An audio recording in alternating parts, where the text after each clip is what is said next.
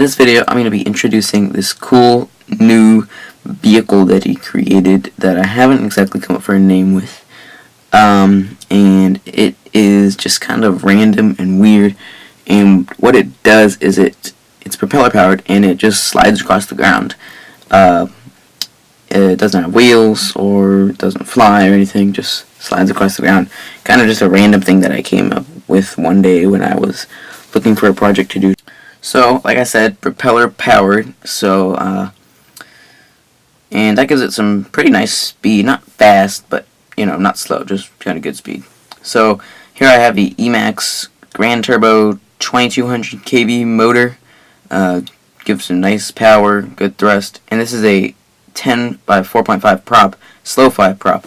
I would be running a 9.6 APC style prop, but I just simply don't have any. I broke all of them. So once I get a hold of them, that's definitely what I'm going to be using. This should definitely give it some better speed, which would be nice. And also over here, I am running an Emacs Brushless Heli 30 amp ESC. And in the back is another Emacs product, the Emacs 9 g servo. All of these are salvaged from a broken airplane. That's why they're all Emacs. And then that's the little rudder steer thing. So, yeah. And in the front here, let me zoom in.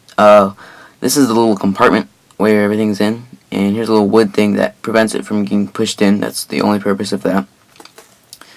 So in there is the receiver. As you see, let me get a better view of it. It's just a 4-channel receiver because it only has throttle and steering with one servo. So, very simple.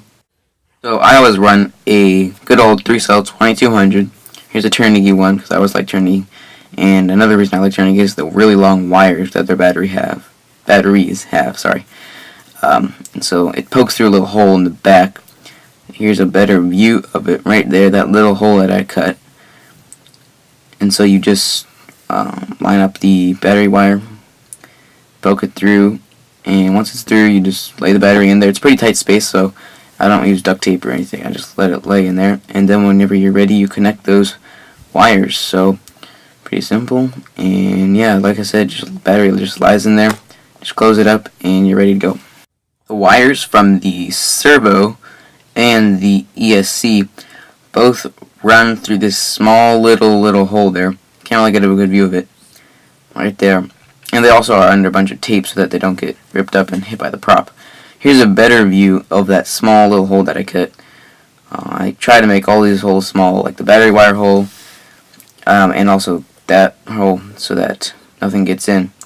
I also extra sealed this little compartment here at the front, the back, and the sides to prevent any debris from getting in. So the very simple trick to getting this thing to be able to slide across the ground is just simply covering the bottom with packing tape. And so, I mean, doesn't get much harder than that. Very simple. Just lay it all down, and it allows you to go over like grass or snow or even concrete like sidewalks. I've even done that, and haven't done it yet, but when I do, I will show you what it's like on sand. I'm assuming it'll be nice on sand, like at the beach or whatever. So yeah, we'll see how that is. I plugged the servo wire here on the elevator so that I can be throttling with one stick and steering with the other stick. It just makes it a little more simple, and you're not having to, it's not as complicated basically. Something that is complicated though is this little thing made of wood that holds up the motor. So I had to make this so that the motor is mounted high enough so that it doesn't hit the bottom as I showed you there, and that the prop just barely is above. So it's plywood. This is 1/2 by 1/2 inch and 1/4 by 1/4 inch plywood pieces. So the firewall is mounted on those two pieces, which are connected to the ground, or the foam board I mean, by there and there.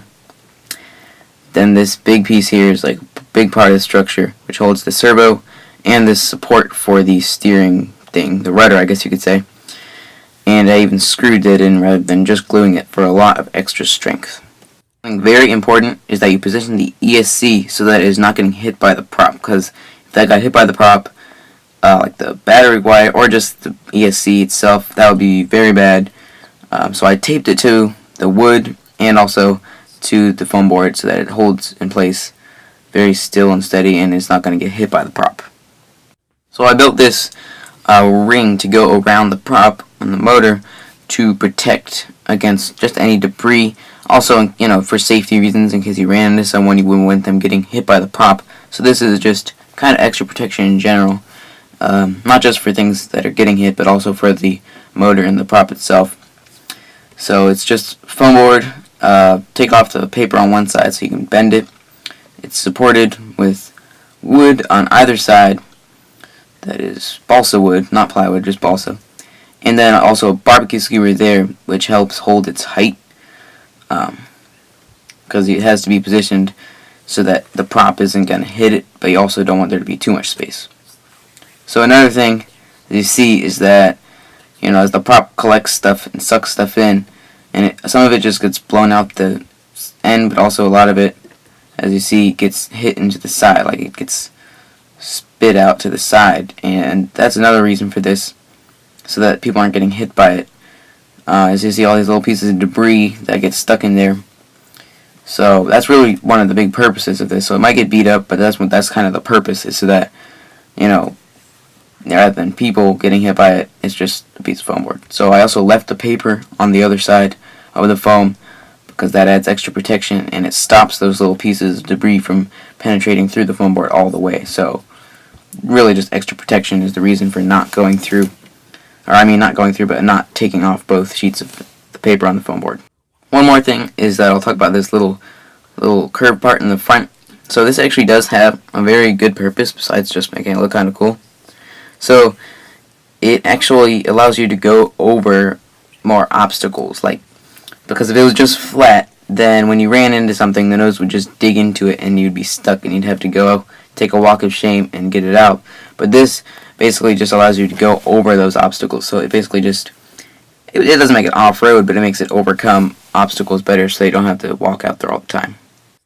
So now that I'm done talking about all the technical stuff, about how it works and all, now I will show you some footage of it driving around. And one more thing actually is that you really don't need a big space for this. Like in the video you'll see I was just driving around in my backyard because, you know, you can steer really tight turns. You can even like stay and go in like stationary circles if you really wanted to.